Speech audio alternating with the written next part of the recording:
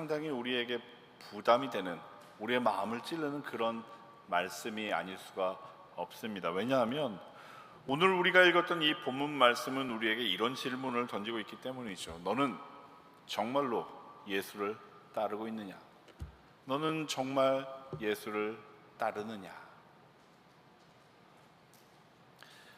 오늘 본문에 나오는 사람들은 모두가 현재 예수님을 따르고 있거나 혹은 예수님을 따르겠노라 라고 말했던 그런 사람들이었습니다. 다른 세상 이야기가 아니죠. 바로 우리의 이야기입니다. 교회를 다니고 있고 예수님을 믿는다고 말하고 있는, 그래서 이 자리에 앉아 있는 우리들의 모습이 바로 오늘 본문 속에 나오고 있습니다. 그리고 이 이야기를 통해서 우리 주님께서는 우리들에게 진짜 예수를 따른다는 삶이 무엇인지, 제자의 삶이 무엇인지, 혹은 우리가 주님을 따른다라고, 주님을 믿는다고 말하면서도 지금 놓치고 있는 것이 무엇인지를 들려주고 계시죠. 자, 먼저 예수님의 제자였던 야고보와 요한의 이야기를 한번 해보겠습니다. 오늘 본문 속 예수님과 제자들은 예루살렘을 향하여 가는 길에 사마리아를 지나려고 했습니다. 그런데 그곳에 있는 사마리아 사람들이 예수님이 예루살렘을 향하여 가는 것을 알고 거부했죠. 막아섰습니다. 아마 사마리아인들이 가지고 있었던 유대인들에 대한 반감 때문이었을 거라고 그렇게 짐작이 되죠. 그런데 바로 그때 야고보와 요한이 뭐라고 말을 하고 있습니까? 그들은 자신들을 막아서는 사마리아인들에게 분개하면서 예수님에게 이렇게 말합니다. 주님, 우리가 하늘에서 불을 내려서 저들을 다 멸하라고 하기를 원하십니까? 와, 정말 무서운 장면이죠. 야고보와 요한이 누굽니까? 누구보다도 예수님을 가장 가까이에서 따랐던 제자들이죠.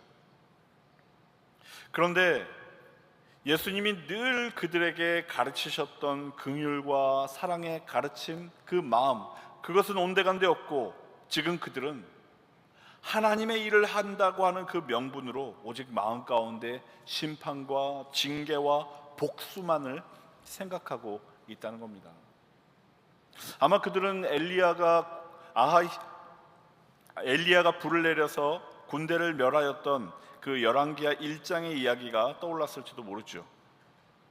하나님의 선지자를 막아서는 아하시아 왕과 그 왕이 동원한 군대를 하늘에서 불을 내려서 멸하였던 그 이야기 말입니다. 우리도 그런 권능으로 하나님의 거룩함을 드러내야 할 것 아니겠는가? 아마 그렇게 생각했던 모양입니다. 하지만 주님의 반응은 단호했죠. 그렇게 하늘에서 불을 내려서 막아서는 저들을 심판하겠노라 라고 말하고 있는 그들을 주님은 꾸짖고 계십니다. 혼을 내고 계시죠. 그런데 여러분, 이 장면, 이것이 우리에게 주는 굉장히 중요한 그런 경고라고 생각되지 않으십니까? 가만히 한번 생각해 보죠. 우리들도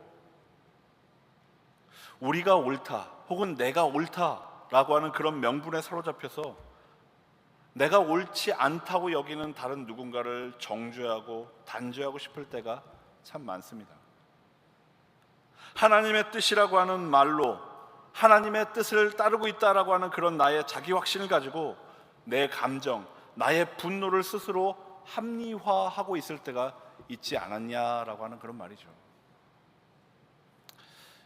그런데 여러분, 하나님의 일을 하고 있다고 해서 늘 하나님의 마음으로 하는 것은 아니라고 하는 것을 우리가 유념할 필요가 있습니다. 하나님의 이름을 붙잡고 있어도 전혀 하나님을 닮지 않은 일을 할 수 있다라고 하는 사실, 우리는 두려움 가운데 인지하고 있어야 된다는 거죠. 그래서 우리는 날마다 우리가 가지고 있는 열심의 동기와 방법을 정말 날마다 하나님 앞에서 점검을 해야만 하는 겁니다. 그것이 오늘 본문 속 두 명의 제자의 모습을 통해서 우리가 깨달아야 하는 거죠. 자, 그런가 하면 예수님을 따르겠다고 나섰던 오늘 본문 속 세 사람의 이야기 또한 한번 살펴보았으면 좋겠습니다. 그리고 이 사람들의 모습을 가만히 들여다보면 우리 마음에도 똑같이 자리하고 있는 예수님을 따르는 것을 방해하는 걸림돌이 무엇인지가 드러나기 때문이죠. 세 사람 가운데 첫 번째 사람이 이렇게 말합니다. 주님, 예수님, 당신이 어디로 가시든지 저는 따르겠습니다. 주여, 어디로 가시든지 따르겠습니다. 여러분, 참 멋지지 않습니까? 정말 감동적인 그런 말 아닙니까? 멋진 고백이죠. 그런데 이렇게 멋진 고백, 자기를 헌신하겠노라 하는 말하고 있는 이 고백 앞에서 예수님이 뭐라고 하십니까? 여우도 굴이 있고 공중에 새도 집이 있으되 인자는 머리 둘 곳이 없느니라. 여러분, 이게 무슨 뜻인지 아시겠습니까? 예수님의 이 말은 너는 지금 나를 따르겠다고 말을 하고 있지만 네가 나를 따른다고 하는 게 무슨 의미인지 정말 알고 있냐? 이렇게 대묻고 계신 그런 말입니다. 왜냐하면 주님을 따른다고 하는 것은 불확실함을 감수하고 안전을 내려놓는 그런 일이기 때문에 그렇죠. 예수님은 그러니까 경고를 하고 계신 겁니다. 감정적으로든지 충동적으로든지 주님, 제가 주님을 따르겠습니다 라고 말하면서도 사실 전혀 준비가 되어 있지 않은 사람들에 대한 말씀이라는 거죠. 여러분, 우리가 그렇지 않습니까? 우리가 수련회라든가 부흥회에서 은혜를 받을 때가 있죠. 혹은 내 삶 속에서 어떤 힘든 일을 경험하다가 하나님의 은혜를 경험할 때가 있죠. 그럴 때 우리가 눈물로 결심합니다. 이제는 지난 일을 회개하고 주님만 따르겠습니다. 주님이 무엇을 명하시든지 제가 하겠습니다. 단단하게 그렇게 결심을 합니다. 그런데 그러한 결심이 우리 삶 가운데 적용될 때 우리가 구체적으로 내 삶에서 무엇을 포기해야 하는지, 어떻게 살아야 하는지까지는 생각하지 않을 때가 참 많다는 거죠. 그러다 보니 우리의 입술로는, 우리의 감정으로는 주님을 따르겠다라고 말을 했음에도 불구하고 주님을 따르는 그 일로 인해서 내게 어려움이 닥치면 우리는 그만 쉽게 넘어지고 마는 거죠. 두 번째 사람은 어떻습니까? 이번에는 예수님께서 먼저 나를 따르라 라고 말씀하셨습니다. 그러자 이 사람은 이렇게 대답합니다. 주님, 제가 주님 따르겠습니다. 그런데 나로 먼저 내 아버지를 장사하게 하옵소서. 일단은 먼저 돌아가신 내 아버지의 장례를 치르게 해 주십시오. 이렇게 말하고 있는 거죠. 여러분 보시기엔 이 사람이 지금 예수님을 따르겠다고 말하는 것 같습니까? 아니면 안 따르겠다고 말하는 것 같습니까? 따르겠다고 하는 거죠. 따르겠다는 겁니다. 그런데 다만 먼저 아버지 장례를 먼저 치르고 와서 주님을 따르겠다고 그렇게 말하고 있는 겁니다. 유대 사회에서 부모님을 장례하는 것, 그것은 최고의 효도 중에 하나였습니다. 그리고 굳이 유대 사회가 아니어도 부모님을 장례 치르는 것 너무나 당연한 일이죠. 그러니 장례를 치르고 와서 주님을 따르겠습니다 라고 하는 말은 아무 문제가 없어 보입니다. 그런데 예수님이 뭐라고 하셨는 줄 아십니까? 예수님이 이렇게 말씀하십니다. 죽은 자들로 자기 죽은 자들을 장사하게 하고 너는 가서 하나님의 나라를 전파하라. 너무 차갑지 않습니까? 너무나 비인간적인 그런 말씀 아닙니까? 이 말씀이 장례고 뭐고 다 필요 없다, 나를 따르는 것부터 해라, 이렇게 하시는 그런 말씀으로 여러분 여겨지십니까? 그렇지 않죠. 사실 예수님께서 지금 말씀하시는 것은 부모 장례가 중요하지 않다거나 그런 장례를 치르지 말라 이런 말이 아닙니다. 예수님이 하시는 말씀의 핵심은 우선순위가 무엇인가에 대한 거죠. 이어지는 세 번째 사람도 마찬가지죠. 그 사람도 이렇게 말합니다. 주님, 제가 주님을 따르겠습니다마는 먼저 내 가족에게 작별하도록 허락해 주십시오. 여러분, 가족들과 작별한다는 게 뭐가 잘못입니까? 예수님을 따라가게 되면 언제 다시 집에 올지 모르겠는데 그 가족들에게 잘 다녀오겠습니다라고 인사하는 게 뭐가 문제일까요? 아무런 문제가 없지요. 당연한 요청입니다. 그런데 예수님 뭐라고 하십니까? 쟁기를 잡고 뒤를 돌아보는 자는 하나님의 나라에 합당하지 아니하다, 이렇게 말씀하고 계십니다. 여러분, 예수님께서 왜 이렇게 말씀하셨을까요? 일반적으로 생각하면 전혀 상식적이지도 않은 듯한 이 말씀을 왜 하고 계신 걸까요? 왜냐하면 여기서도 문제는 이 사람들이 말한 먼저라고 하는 말에 있기 때문입니다. 여러분들, 이 두 사람이 한 말을 잘 들여다보면 그들은 예수님을 따르겠습니다만 먼저 이것을 하겠습니다 라고 말하고 있다는 것을 주목해 보십시오. 그들은 우선순위에 있어서 먼저로 삼는 것이 달랐던 겁니다. 먼저 이것부터 하고 오겠습니다. 먼저 저것부터 하고요. 그리고 이것도 하고요. 먼저 이것부터 해야 그걸 하죠. 주님을 따르는 걸 자꾸만 뒤로 미루고자 하는 그런 마음이 그들 가운데 있었던 것이 문제였던 거죠. 여러분, 우리도 그렇지 않습니까? 주님, 신앙생활 잘 할게요. 근데 잠깐만요. 저희 집에 제 비즈니스에 문제가 있어서 이거부터 좀 먼저 해결하고요. 주님, 제가 예수님 잘 믿겠습니다. 전도도 열심히 할게요. 근데 잠깐만요. 먼저 요 일만 좀 잘하고 나서요. 예수님 잘 믿을게요. 언젠가는, 지금 있는 이것들 먼저 잘하고 언젠가는 주님 잘 믿겠습니다. 이렇게 말하죠. 여러분, 그런데 도대체 그 언젠가가 언제입니까? 예수님은 바로 그 우선순위를 지적하고 계신 거죠. 여러분, 제가 신학교에서 공부할 때 일이 생각이 났는데요. 2009년에 제가 미국에 와서 북부 뉴저지에 있는 드류 신학교를 다닐 때였습니다. 저 LA 쪽에 제가 대학 시절에 친했던 선배가 한 명이 살고 있는데, 가끔 그 선배와 통화를 할 때마다 저는 그 선배에게 이렇게 얘기했습니다. 형, 저 진짜 요세미티 국립공원에 가고 싶어요. 언젠가 꼭 갈게요. 그러면 그때마다 그 선배가 제게 그렇게 얘기했습니다. 그래, 너 오면 꼭 같이 가자. 내가 스케줄 다 비워둘게. 그런데 그렇게 한 해가 지나고 두 해가 지나고 16년째 가보고 싶다는 말만 계속 하고 있는 중입니다. 그런데 언젠가 그러한 제 모습을 보고 그 선배가 농담처럼 던진 말이 있었는데요.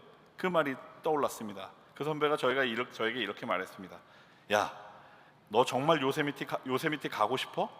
네가 요세미티 정말 가고 싶다고 말하면서 지난 6개월 동안 그것을 위해서 아무것도 한 것이 없다면 사실은 넌 진짜로 가고 싶은 게 아닐 거야. 여러분, 우리의 신앙도 그렇지 않습니까? 주님을 따르고 싶다, 주님을 믿겠다, 잘 믿겠다 말하면서도 지난 6개월, 지난 1년 동안, 지난 시간 동안 내가 진짜로 그 일을 위해서 한 일은 뭐가 있을까요? 말만 있었지 어떠한 발걸음도 내딛지 않았던 것은 아닐까요? 여러분, 사실 우리의 마음속에는 이 두 가지가 늘 자리하고 있습니다. 진심으로 주님을 따르고자 하는 그런 마음도 사실이죠. 그런 마음 저와 여러분들에게도 다 있습니다. 그런데 동시에 우리 마음 가운데는 그냥 내 방식대로, 내가 우선순위로 삼은 것들을 해결해 가면서 내 계획대로 그렇게 살고 싶은 마음도 존재하고 있죠. 야고보와 요한처럼 주님을 위해서, 하나님의 일을 위해서라고 말하면서도 한편으로는 내 분노와 화를 쏟아내기도 하고, 내가 주님을 따르겠습니다 라고 말했던 이 사람들처럼 그렇게 고백하면서도 그 전에 먼저 이것부터 라고 말하면서 그 일을 마냥 미루어 놓기도 하죠. 그것이 우리의 딜레마입니다. 여러분, 이 문제 우리가 어떻게 해결해야 되겠습니까? 짧고도 짧은 우리 인생 가운데 단 한 번도 예수 믿는 것을 제대로 하지 못하고 살아가다가 그렇게 이 짧은 시간 마감하고 말겠습니까? 어떻게 해야 될까요? 사도 바울은 갈라디아서 5장에서 이렇게 해법을 들려주고 있습니다. 너희는 성령을 따라 행하라. 육체의 소욕과 성령의 소욕이 서로 대적하기 때문에 우리가 원하는 선한 것, 예수를 잘 믿고 예수를 잘 따르겠다고 하는 그 선한 것을 하지 못하게 된다고 바울은 말하고 있는 거죠. 바울이 말하고 있는 육체의 일이 뭔지 아십니까? 음행, 더러운 것, 우상 숭배, 분쟁, 시기, 분내고 당짓는 것, 이런 것들입니다. 가만히 생각해 보면 이것들은 전부가 다 우리가 주님을 따르려고 할 때 우리를 가로막는 그런 것들이죠. 반대로 이 육체의 소욕과 반대되는 성령의 소욕을 따라서 맺게 되는 열매는 사랑, 희락, 화평, 오래 참음, 자비, 양선, 충성, 온유, 절제입니다. 모두가 다 우리 예수님에게서 발견되는 성품이자 예수님의 삶의 태도이죠. 무슨 말입니까? 우리가 성령을 따르면 그것이 곧 예수님을 따르는 삶이 된다는 겁니다. 예수님을 따르는 삶을 살려면 우리가 성령의 인도하심을 따라 살면 된다는 그런 말이죠. 여러분, 우리는 흔히 성령 충만에 대해서 말을 하고는 합니다. 그러나 대부분 오해를 하죠. 여러분들이 생각하시는 성령 충만은 어떤 겁니까? 성령의 인도하심을 받아서 살아간다는 것은 어떠한 겁니까? 환상을 보고 방언을 하고 예언을 하고 길 가다가 어느 집사님 만났는데, 집사님 내가 어제 꿈을 꿨는데 아무래도 이상해, 뭐 이런 겁니까? 아니면 여러분들 얼굴이 기도를 많이 해서 모세처럼 광채가 번쩍번쩍 나는 그런 겁니까? 아닙니다. 그것은 성령께서 주시는 은사 중의 일부일 뿐이죠. 진짜 성령 충만하다는 것, 진짜 성령님의 인도하심을 받는다고 하는 것, 그것은 이제껏 내 힘으로는 할 수 없었던 일을 성령님의 인도하심 속에서 비로소 선택할 수 있는 능력을 갖게 되는 겁니다. 사랑하지 못했던 사람을 사랑하고, 용서할 수 없었던 사람을 용서하고, 섬기기 싫은 사람을 섬기는 일이죠. 여러분들은 에베소서 5장 18절의 말씀 아마 들어보셨을 겁니다. 이렇게 기록이 되어 있는데요, 술 취하지 말라. 이는 방탕한 것이니 오직 성령의 충만을 받으라. 여러분, 이 말씀의 핵심이 뭘까요? 금주입니까? 술 마시면 안 됩니다 라고 하는 그런 가르침입니까? 아닙니다. 이 말씀의 핵심은 무엇의 영향을 받으며 살 것인가를 선택하라 라고 하는 거죠. 술 취한 사람이 술 기운으로 술의 영향을 받아서 말하고 행동하듯이 성령의 영향으로 하나님의 뜻을 선택하며 살라는 겁니다. 술꾼들이 술 기운으로 말하고 행동하듯이 우리 그리스도인들은 성령의 기운으로 그 영향을 받아 살아가라는 거죠. 데살로니가전서 5장 19절에 있는 성령을 소멸치 말라라고 하는 말도 사실은 같은 맥락에서 이해되어야 합니다. 성령을 소멸치 말라라고 하는 이 말은 성령이 마치 살았다가 죽는 그런 의미가 아닙니다. 원어 성경을 보면 소멸치 말라라고 하는 말은 뜨겁게 올라왔던 기운을 꺼트리다, 가라앉히다, 이런 뜻입니다.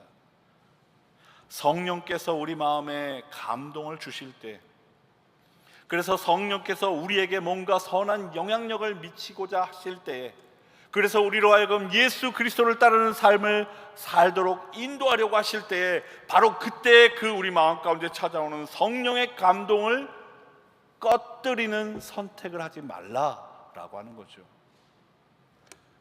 여러분, 누군가를 위해서 기도해야 되겠다는 마음이 들면 그냥 지나치지 마시고 기도하십시오. 여러분들이 미워하는 어떤 사람을 향해서 어느 순간 내가 그래도 먼저 참아야지, 내가 저 사람을 위해서 그래도 좋은 일을 먼저 해야지, 이러한 감동이 오면 뭐 좋은 거 있다고 저 사람 위해서 내가, 이런 생각 제발 하지 마시고 순종하시라는 겁니다. 성령이 여러분들의 마음에 감동을 베푸실 때 여러분들이 그것을 무시할지 말지는 오롯이 여러분들의 선택의 문제입니다. 그러나 그 선택은 여러분들의 삶을 송두리째 바꿔놓을 수가 있다는 거죠. 여러분, 제가 월요일마다 그 타주에 있는 목사님들과 함께 말씀을 읽고 묵상하는 그런 모임을 갖고 있습니다. 줌을 통해서 갖고 있는데요, 거기서 알게 된 목사님 한 분이 계십니다. 아이오와에서 목회를 하시는 분인데 정말 밝고 정말 긍정적인, 웃음이 떠나지 않는 그런 분이십니다. 그런데 이분 몇 년째 암투병을 하고 계신 분이십니다. 심각한 고비도 여러 차례 넘기신 분이죠. 게다가 얼마 전에는 또 다른 부위에서 암이 발견이 되어서 다음 주에 수술을 앞두고 계신 그런 분이십니다. 그런데요, 이분 정말 밝으십니다. 세상 좋은 일들은 혼자 다 가지고 있는 것처럼 그렇게 밝게 지내십니다. 원래 두려움이나 걱정이 없는 그런 성격의 분이신가 싶어서 물어봤더니 그렇지도 않다고 말씀하시더라고요.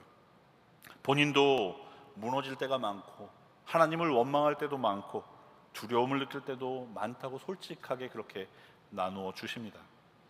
그런데 그분 말씀에 자신은 매일 아침 잠에서 깨면 침대에서 일어나면서 하나님 감사합니다 라는 말로 자신의 신앙을 고백하기로 선택했다라고 그렇게 말씀을 하시더라고요. 원래 이분이 긍정적이어서 그런 게 아닙니다. 어느 날 이분이 기도를 하고 있는데 불현듯이 마음 한가운데 하나님 감사합니다 라고 하는 말이 떠올랐는데, 이분은 그것이 성령님께서 이분에게 주신 마음으로 그렇게 느꼈다는 겁니다. 그래서 실상 자기의 마음은 여러 가지 이유로 무너져 내려서 전혀 감사를 느끼지 못하는 그런 상황에서도 입술로는 자신의 선택을 따라서 감사합니다 하나님 이렇게 고백하기 시작했다는 거죠.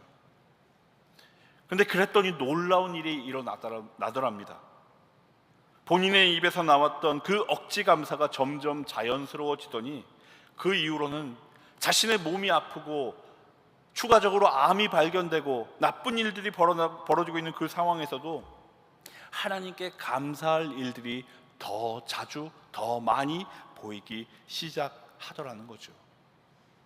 여러분, 이게 성령의 인도하심을 따른다는 말의 의미입니다. 어둠 속에서도 소망을 보게 되고 두려움 속에서도 사랑을 선택하게 되는 거죠.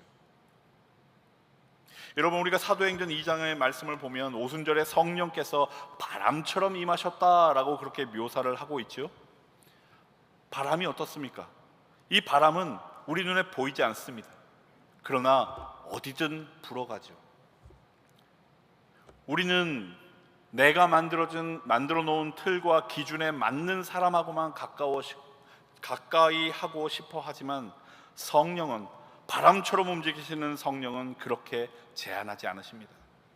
예수님이 세상이 꺼려하던 세리와 죄인, 병자와 심지어 귀신 들린 자에게 다가가셨던 것처럼 성령께서도, 예수님의 영이신 성령께서도 우리들의 모든 판단과 정죄의 벽을 넘어서 그렇게 일하시며 다가가시죠.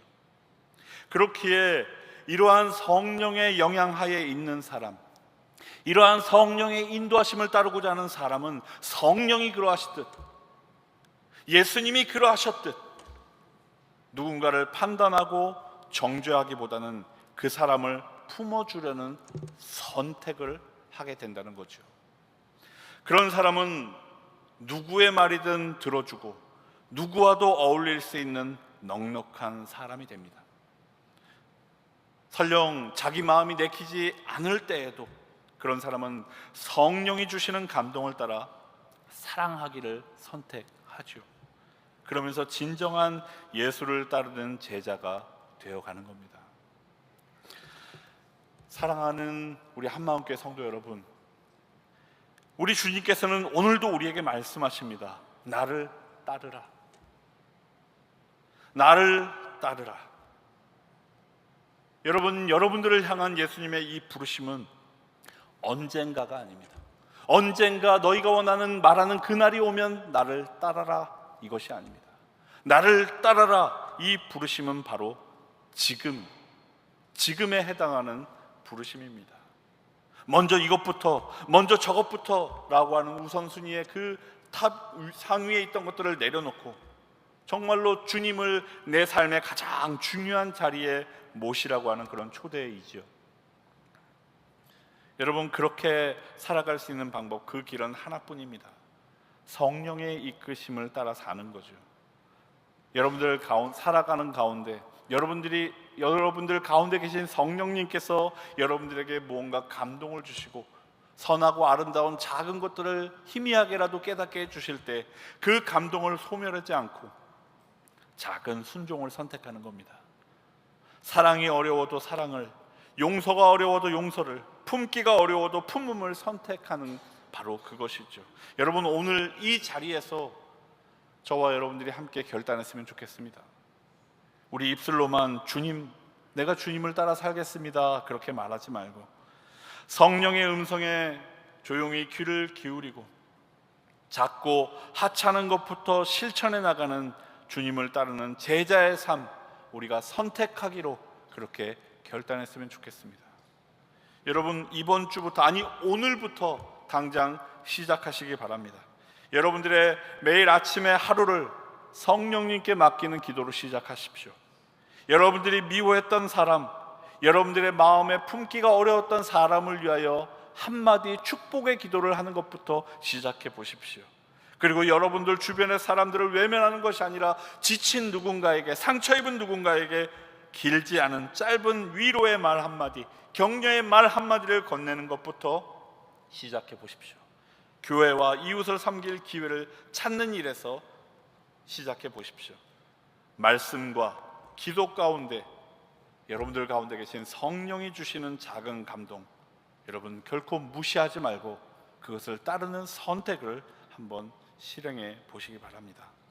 이것이 바로 성령 충만한 삶이요, 성령 강림절기를 살아가는 우리 그리스도인의 삶이기 때문입니다. 이러한 우리의 작은 순종들이 쌓일 때 우리가 그토록 기도 가운데, 우리의 입술 가운데 담아내는 하나님의 나라, 참으로 아름답고 선한 그 하나님의 나라가 바로 우리들 가운데, 우리 가정 가운데, 우리 교회 가운데, 그리고 이 땅 위에 임하게 될 줄로 믿습니다. 주님께서 말씀하십니다. 너는 나를 따르라. 오늘 지금 그 부르심에 내 주님, 이렇게 응답하시기를 주님의 이름으로 부탁드립니다. 함께 기도하시겠습니다.